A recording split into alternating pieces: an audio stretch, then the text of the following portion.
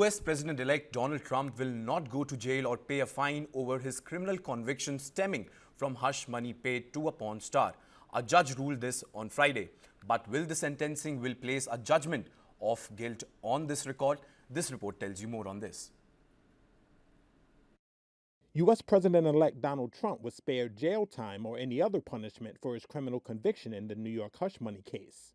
That was the ruling on Friday from Justice Juan Merchan, who granted Trump an unconditional discharge, which places a judgment of guilt on his permanent record without any other legal penalty.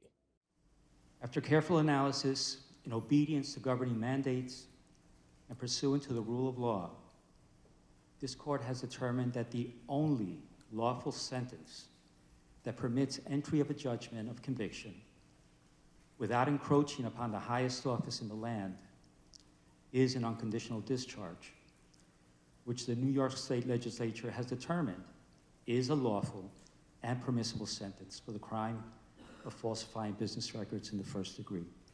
Trump pleaded not guilty and has vowed to appeal the verdict after a jury convicted him of illegally hiding payments to adult film actor Stormy Daniels to buy her silence about what she says was a sexual encounter with Trump, who denies it. He appeared with his lawyer on TV screens in the courtroom and spoke before the sentencing. It's been a political witch hunt. It was done to damage my reputation so that I'd lose the election, and obviously that didn't work. And the people of our country got to see this firsthand because they watched the case in your courtroom. The ruling, which comes just before Trump's January 20th inauguration, marks the culmination of the first ever criminal case brought against a U.S. president, past or present. Trump fought tooth and nail to avoid the spectacle of being compelled to appear before a state-level judge, so close to when he is due to be sworn into office.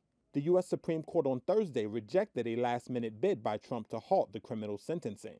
Two conservative justices, John Roberts and Amy Coney Barrett, joined the court's three liberal members in a 5-4 decision to deny Trump's request.